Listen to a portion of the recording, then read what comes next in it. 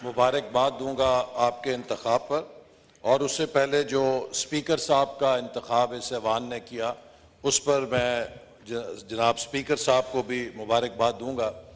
ये एक मरला है कि जो इस ऐवान के इंतखाब और चुनाव के बाद हम सब ने मिलकर तय किया है, और इसके बाद पाकिस्तान के अवाम की निगाहें इस ऐवान की तरफ लगी हुई हैं कि पाकिस्तान को जो चैलेंजेस दरपेश हैं, चाहे वो सियासी हैं, चाहे वो इक़्तिसादी और मुआशी हैं, चाहे वो मुआशरती हैं, चाहे वो खारजा महाज के ऊपर हैं, कि इस ऐवान में जो कौम के नुमाइंदे हैं वो किस तरह उन मसाइल का हल तलाश करते हैं। और जनाब डिप्टी स्पीकर साहब, मैं ये बात बहुत मुझे भी तजुर्बा है, 6 दफ़ा मैं इस ऐवान के अंदर आया हूँ, और मैं ये बात बहुत ज़हन की यकसुई के साथ कह सकता हूँ कि आज जो पाकिस्तान के चैलेंजेस हैं, कोई एक लीडर, कोई एक पार्टी या कोई एक इदारा ये दावा नहीं कर सकता कि वो पाकिस्तान को इस भंवर से निकाल सकता है।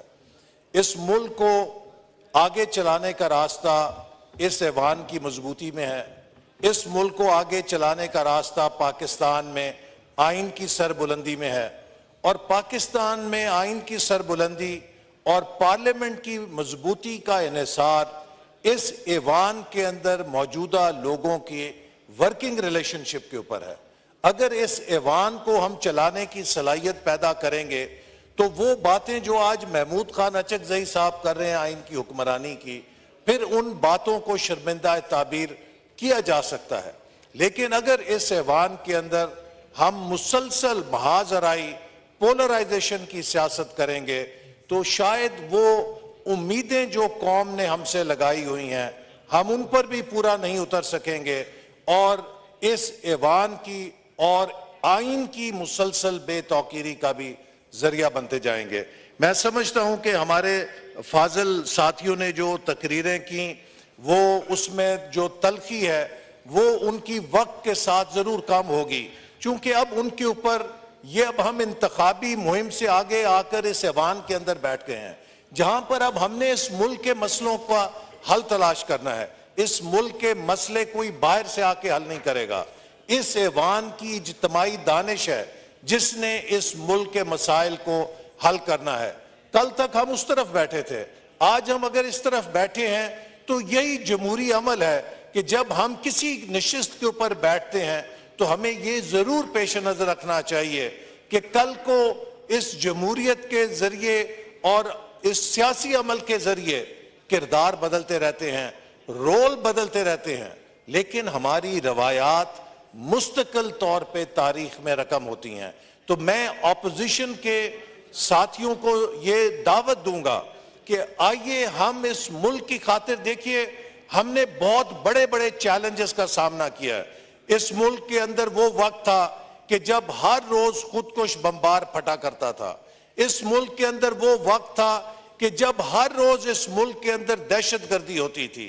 कराची जैसे शहर में कोई शख्स काम के लिए बाहर निकलता था तो उसकी मां, बहन, बेटी मुसल्ले पर बैठ जाती थी कि मेरा भाई, शौहर, बेटा शाम को खैरियत से घर आ जाए। हमने इस मुल्क के अंदर बहुत बुरे हालात वो भी देखे हैं कि जब 18-18 घंटे बिजली नहीं होती थी, लेकिन उन सब मसलों को हमने अपनी इज्तिमाई दानिश के साथ हल किया। जब आर्मी पब्लिक स्कूल के अंदर एक दहशतगर्दी का बदतरीन वाकया हुआ तो उस वक्त हमारे ये फाजिल दोस्त इस्लामाबाद की सड़कों पर धरने के एहतजाज के अंदर बैठे हुए थे, लेकिन हुकूमत ने सबको बुलाया और उसमें सारी कौम की क़यादत शरीक हुई, सियासी क़यादत शरीक हुई, सिविल क़यादत शरीक हुई, फौजी और अस्करी क़यादत शरीक हुई, और हमने एक नेशनल एक्शन प्लान बनाया। उस नेशनल एक्शन प्लान को सूबाई हुकूमतों ने और वफाकी हुकूमत ने अपनी सियासी तकसीम से कता नजर मुल्क के जज्बे के साथ उसके ऊपर अमल किया, और उसका नतीजा ये निकला कि मुल्क के अंदर अमन आया। खास तौर पे खैबर पख्तूनख्वा का सूबा कि जहां के हमारे भाइयों के कंधे शल हो गए थे जनाजे उठा उठा के, वहां पर भी अमन आया। बलूचिस्तान में अमन आया, कराची में अमन आया, बाकी इलाकों में अमन आया। और ये वो ताकत है जिसने बताया कि जब ये कौम मिलकर किसी मकसद के लिए काम करती है तो वो क्या कुछ कर सकती है, वो दहशतगर्दी को भी शिकस्त दे सकती है। इसी तरह मुझे याद है कि जब हमने सी पैक का मंसूबा शुरू किया तो उसके ऊपर भी इब्तदा में बड़े एतराजात आए, लेकिन उस वक्त पीटीआई की हुकूमत थी खैबर पख्तूनख्वा में और वजीर आला परवेज खटक साहब थे। सिंध के अंदर पीपल्स पार्टी की हुकूमत थी जो उस वक्त हिज़्ब इख्तिलाफ के अंदर जमात थी। हमने इस ऐवान के अंदर एक दूसरे के खिलाफ तकरीरें की, लेकिन सी पैक जैसे मंसूबे को कामयाब करने के लिए जब बीजिंग में हम गए छठी जेसीसी मीटिंग में तो परवेज खटक साहब भी उसमें शामिल थे जो पीटीआई के वजीर आला थे, उसमें पीपल्स पार्टी के वजीर आला भी शामिल थे, उसमें सारी कौम ने मिलकर इस मंसूबे को कामयाब किया। ये ताकत है इत्तेहाद की और एक दूसरे के साथ चलने की। अगर हमने एक दूसरे को नीचा दिखाने की सियासत की तो हम में से शायद कोई भी नीचा नहीं होगा, लेकिन इस मुल्क के 24 करोड़ अवाम को हम नीचा करेंगे, इस मुल्क के मुस्तकबिल को हम नीचा करेंगे। जनाब स्पीकर, आज से 24 साल के बाद इस खित्ते में भारत और पाकिस्तान दो मुल्क अपने आजादी के 100 साल मना रहे होंगे। हमें आज ये सोचना है कि हमारे नौजवान आज से 24 साल के बाद जब तारीख का सामना करेंगे तो जब भारत के नौजवान 100 साल के बाद कहेंगे कि हमने भारत को दूसरी या तीसरी बड़ी मईशत बना दिया, तो हमारे नौजवान उस वक्त तारीख का सामना किस एतमाद के साथ करेंगे। और अगर हमने अगले 24 साल के सफर को महफूज करना है तो अगले 5 सालों के अंदर हमने मिलकर उसकी बुनियाद रखनी है। और ये बुनियाद, मैं फिर कहूंगा कि अगर किसी के जहन में ये सोच है कि कोई एक लीडर, कोई एक पार्टी या कोई एक इदारा तन्हा कर सकता है, तो मेरे नजदीक उसको अपना इलाज कराना चाहिए, क्योंकि ये मुल्क अगर आगे चल सकता है तो ये एक दूसरे के साथ मिलकर चल सकता है। ये मुल्क अगर कामयाब हो सकता है तो ये पावर ऑफ कॉन्फ्लिक्ट के जरिए नहीं, ये पावर ऑफ कोलैबोरेशन के जरिए कामयाब हो सकता है।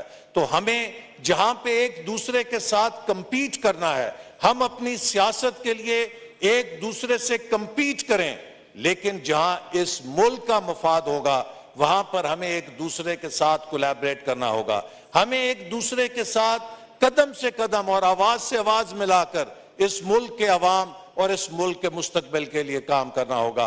देखिए, बहुत सी बातें यहां पर की गई, मैं नहीं चाहता कि आज के इस माहौल को तल्ख किया जाए।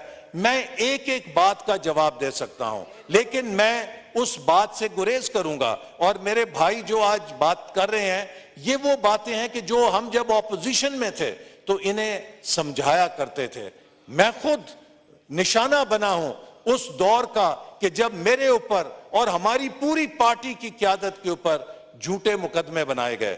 मुझे भी तकरीबन 2.25 महीने उस अडियाला जेल के सेल में रखा गया कि जहां पे सजाए मौत के कैदियों को रखा जाता है। इसलिए नहीं कि मैंने खुदा ना खास्ता कोई करप्शन की थी। केस मुझ पे यह बनाया गया कि आपने नारोवाल के अंदर एक खेलों का कॉम्प्लेक्स बनाने के लिए फंड्स क्यों जारी किए। कोई खुदा ना खास्ता जुआ खाना तो नहीं था, एक खेलों का कॉम्प्लेक्स था और पाकिस्तान के एक जिले के अंदर था।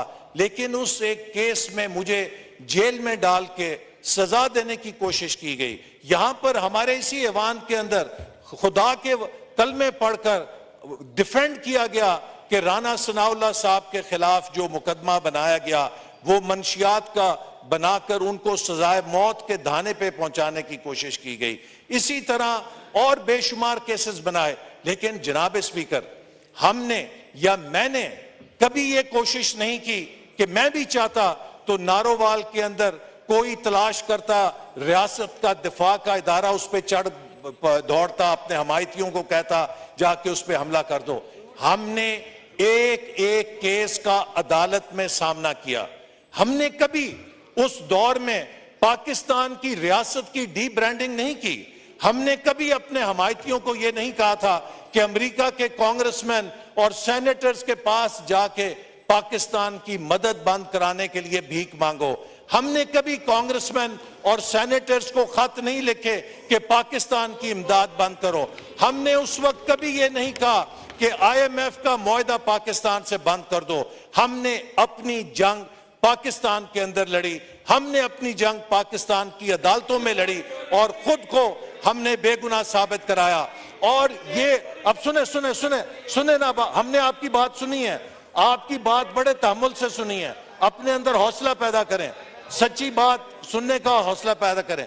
तो जनाब स्पीकर, हमने तो कभी भी उस वक्त पाकिस्तान की रियासत पे हमले नहीं किए।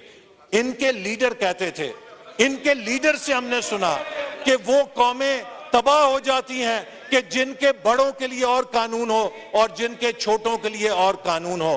तो जनाब, अगर आपके बकौल आप पर झूठे मुकदमे हैं तो अदालतों में उनका दिफा कीजिए। आप अगर बेगुनाह हैं, अदालतें आपको बेगुनाह कर देंगी। लेकिन अपने मुकदमों के और अपने जराइम के लिए जब आप दूसरों से कहते थे रसीदें पेश करें, आपको जब कहा जाता है कि रसीद पेश करें तो आप कहते हैं कि नहीं जनाब, हमें तो माफी मिलनी चाहिए, हमसे रसीदें नहीं मांगनी चाहिए। तो मैं समझता हूं कि ये दोहरा मेयार किसी भी लिहाज से जस्टिफाई नहीं हो सकता कि आप इस चीज को करें। आप आज हमें यहां ताने दे रहे हैं कि किस तरीके से आया। मैं सवाल ये करना चाहता हूं कि क्या 2008 में जब ये इलेक्शन हारे तो इन्होंने नहीं कहा कि धांधली हुई, बदतरीन धांधली की गई 2008 के इलेक्शन में? जब 2013 में हारे तो क्या 35 पंचर का शोर नहीं मचाया? बाद में कहा नहीं जी, ये तो ऐसे ही किसी ने मेरे कान के अंदर कह दिया था। अब फिर आप इलेक्शन हारे तो आपने अब 80 पंचर निकाल दिए। सवाल यह है कि 2/3 पाकिस्तान ने आपके खिलाफ वोट दिया है, आपको 1/3 वोट मिला है। पाकिस्तान के 4 फेडरेटिंग यूनिट्स में से 3 फेडरेटिंग यूनिट्स ने आपको मुस्तरद किया है। लिहाजा आपका जो मैंडेट है उसके मुताबिक आप अपने मैंडेट की खिदमत करें और इस मुल्क के निजाम को, अगर आप यहां पे धमकियां देंगे, आप यहां पर यह कहना चाहेंगे कि हम इस ऐवान को चलने नहीं देंगे, तो माफ कीजिए, ये ऐवान आपकी प्रॉपर्टी नहीं, ये 24 करोड़ अवाम की प्रॉपर्टी है। ये ऐवान हमारी भी प्रॉपर्टी है। और अगर आपका ये ख्याल है, आपको मौका देते हैं इसके बाद, अगर आप एक मुस्बत ऑपोजिशन बनेंगे, अगर आप एक मुस्बत ऑपोजिशन के तौर पे किरदार करेंगे, हम आपको सिर के ऊपर बिठाएंगे, इसलिए कि ऑपोजिशन जमहूरियत का हिस्सा है। लेकिन अगर आप इस ऐवान में धौंस देने की कोशिश करेंगे, इस ऐवान के अंदर कार्रवाइयों में खलल डालने की कोशिश करेंगे, तो फिर ये ऐवान आपका बनी गाला नहीं है, ये ऐवान नेशनल असेंबली ऑफ पाकिस्तान है। ये ऐवान चलेगा और इस ऐवान के अंदर से पाकिस्तान के अवाम के लिए कानून भी पास होंगे और पाकिस्तान की मईशत को तरक्की देने के मंसूबे भी पास होंगे। और आपकी मनफी सियासत, आपका किरदार बता रहा है कि आपके अंदर हौसला नहीं है। हमने आपकी बातें सुनी हैं, लेकिन आप में हौसला नहीं है कि आप अपने कारनामे सुन सकें, आप में हौसला नहीं है कि आप सच बातों को सुन सकें। और आज ये कहते हैं कि जी पाकिस्तान के अवाम पे डाका डल गया। आज जनाब स्पीकर और डिप्टी स्पीकर, आपका इंतखाब हुआ तो स्टॉक मार्केट 750 पॉइंट चढ़ गई है। तो इनके लिए तो यही पैगाम काफी है कि पाकिस्तान की स्टॉक मार्केट ने भी वेलकम किया है आपकी कामयाबी को और स्पीकर साहब की कामयाबी को और इनकी शिकस्त को। स्टॉक मार्केट ने भी 750 पॉइंट्स की सलामी दी है।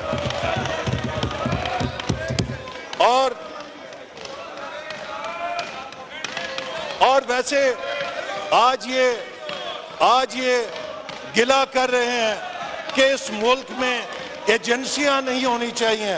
तो मैं इनसे पूछना चाहता हूं कि किसका लीडर कहता था कि मैं एजेंसियों के जरिए अपना कोरम पूरा कराता हूं? किसका लीडर कहता था मैं एजेंसियों के जरिए अपनी हुकूमत चलाता हूं? एजेंसियां तो आप लेते थे, एजेंसियों की बैसाखियों पे तो आप चलते थे, और फिर ये अपनी हमाकतों को हमारे ऊपर थोपना चाहते हैं। आपको किसने कहा था कि आप इस ऐवान से इस्तीफा दे के चले जाएं? जब अदम एतमाद की तहरीक हुई थी, आपको किसने कहा था कि पंजाब और खैबर पख्तूनख्वा की हुकूमतें खुद अपने हाथों से तोड़ दें? हमाकतें खुद करते हैं और उसकी सजा कौम को देना चाहते हैं। लिहाजा मैं इनको इल्तिजा करूंगा कि अब मजीद हमाकतें ना करें, मजीद हमाकतें ना करें और इस मुल्क के अंदर अब इस मुल्क को चलाने के लिए अपना मुस्बत किरदार अदा करें। लेकिन अगर इन्होंने वही पुरानी रविश अपनाई तो फिर ये मुल्क इनका होस्टेज नहीं है। हम सब मिलकर इस मुल्क को आगे लेके जाएंगे। हम पाकिस्तान के मुस्तकबिल को, नौजवानों के मुस्तकबिल को, ये नौजवानों की बात करते हैं। ये बताएं कि हायर एजुकेशन कमीशन को किसने तोड़ा था? पाकिस्तान की यूनिवर्सिटियों को किसने दिवालिया कर दिया था? नौजवानों से लैपटॉप लेकर किसने उन्हें कट्टे और कटियों पे लगा दिया था? हमने तो नौजवानों को लैपटॉप देने शुरू किए थे। ये कहते हम नौजवानों को मुर्गी और अंडे देंगे, कट्टे और कटियां देंगे। नौजवानों को आपसे क्या दिलचस्पी है? नौजवान हमारे साथ हैं जिनको हमने लैपटॉप दिए, जिनको हमने तालीम के मौके दिए, जिनके लिए हमने स्किल्स प्रोग्राम शुरू किए और इंशाअल्लाह ताला पाकिस्तान के नौजवानों को हम बेहतरीन खेलों की सहूलतें देंगे। हम उनको आईटी स्किल्स देंगे और 21वीं सदी में लेकर जाएंगे। नौजवानों को गाली गलौज के कल्चर में नहीं जाने देंगे। तो इसलिए मेरी आपसे इल्तिजा है कि हम आपके मुस्बत ऑपोजिशन के किरदार की तवक्को रखते हैं और हम उम्मीद करते हैं कि आप यहाँ पर वो गाली गलौच नहीं करेंगे, वो आप यहाँ पर आकर बातें नहीं करेंगे जो आप बाहर खड़े होकर करते हैं। ये सोशल मीडिया का प्लेटफॉर्म नहीं है, ये पाकिस्तान के 24 करोड़ अवाम का नुमाइंदा ऐवान है और इसका तकद्दुस है और इसकी जिम्मेदारी है जो जितनी हमारे ऊपर है। शुक्रिया एहसान इकबाल साहब, शुक्रिया।